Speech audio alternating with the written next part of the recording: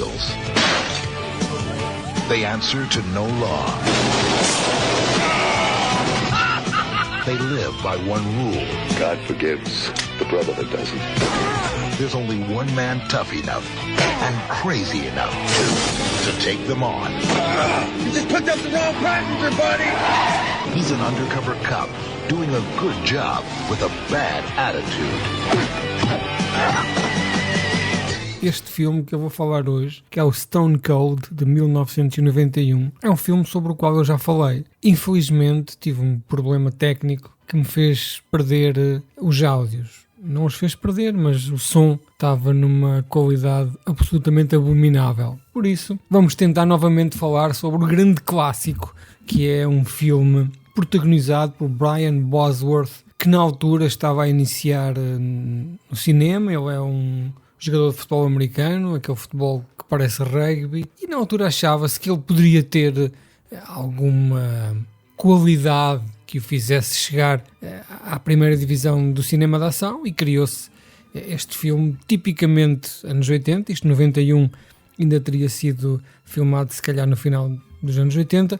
É uma história super básica, é uma história comum dos filmes daquela altura, e que eu muito recentemente vi, porque alguém nas minhas redes sociais sugeriu: epá, e Stone Cold 91 é um filme espetacular. E eu respondi: yeah. E fui logo tratar desta falha enorme que tem. Isto conta a história de um polícia, um durão da Louisiana, que é passado na zona dos pântanos que tem crocodilos, e existe um polícia que é o Joe Stone, e é recrutado pelo FBI para resolver um problema com um gangue, que é o The Brotherhood, liderado pelo Shane Cooper, interpretado por Lance Henriksen, naquele que é talvez o seu melhor papel.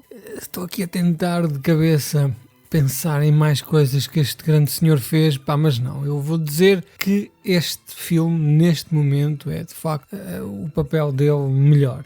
Portanto, ele é um polícia, não é? Não o Lance, mas o Brian Bosworth é um polícia que é contratado pelo FBI para se infiltrar, e a partir daqui ele terá que fazer uma espécie de agente duplo, ou seja, está dentro do gangue e tem que ganhar algum protagonismo, tem que se tornar ali num elemento muito importante, ao mesmo tempo que vai enviando informações para a polícia, ao ponto de ele se enturmar de tal maneira que arranja amigos, arranja uma namorada, e as coisas começam a ser mais difíceis de gerir, até porque alguns capangas mais espertos, ou seja, aqueles que não são absolutamente estúpidos, percebem que há qualquer coisa de estranho com este senhor.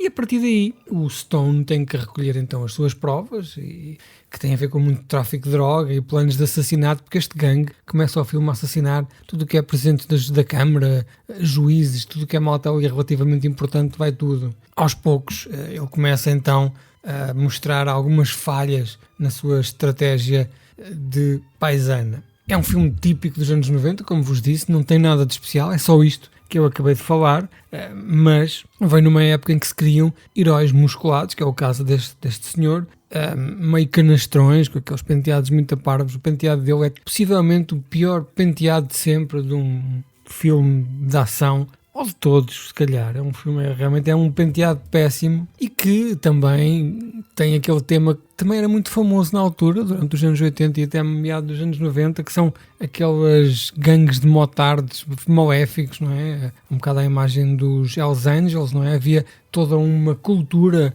da motocicleta, em que, digo eu, será a substituição dos cavalos nesta nova época de coboiadas em que as pessoas andam de moto. O filme tem este ator que mais tarde não fez mais nada, existe até um documentário a falar sobre ele, mas ele é completamente quadradão.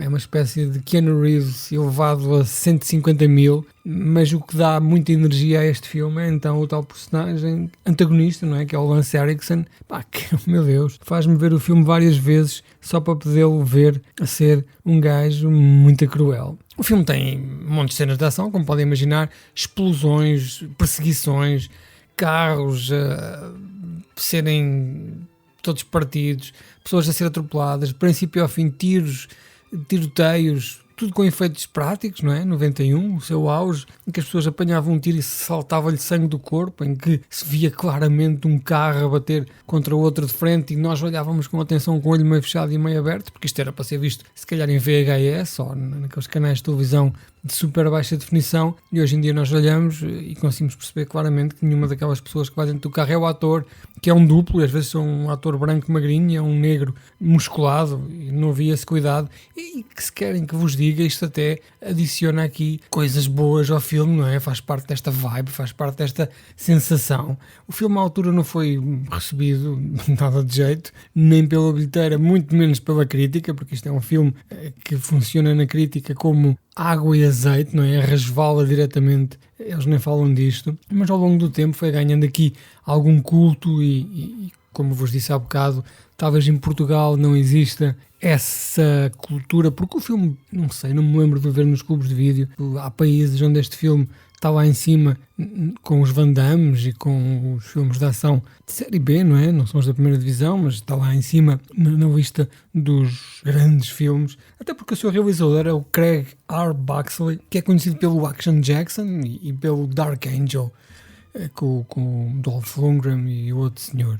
De acrescentar que este realizador também era especializado em adaptações para TV de livros de Stephen King, pelo que esta terá sido se calhar o seu ganha-pão maior, porque se bem se lembram, no final dos anos 90, início dos anos 2000, era muito comum e muito popular adaptar Stephen King à televisão, porque, como vocês sabem, pela experiência de cinéfilos que têm, um filme que é uma adaptação de um livro de Stephen King, que são normalmente livros muito grandes, com muitos arcos narrativos, muitas personagens, muitas histórias paralelas, muitas histórias de origem, muitas ligações até a outros livros, saem sempre muito planos, não é? Muito achatados quando são adaptados a filmes de 1h30, 2 horas, por isso havia esta ideia de que fazer minisséries com estes filmes poderia ser melhor. De facto, havia alguns que sim e outros não, nem por isso. Portanto, este filme está disponível no Sr. Joaquim, como sabem, sempre, e é uma boa altura para vocês irem lá ver. Uma coisa que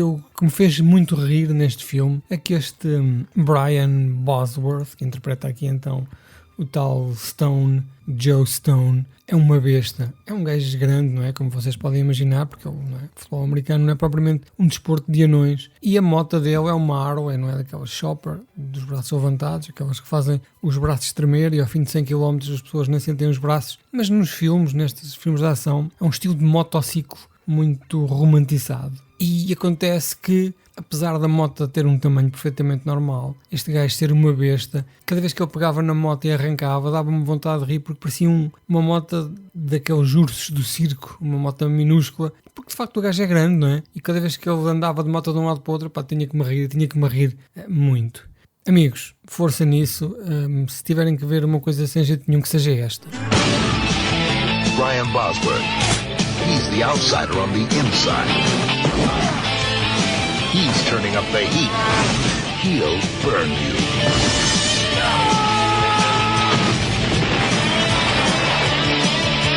Stone Cold.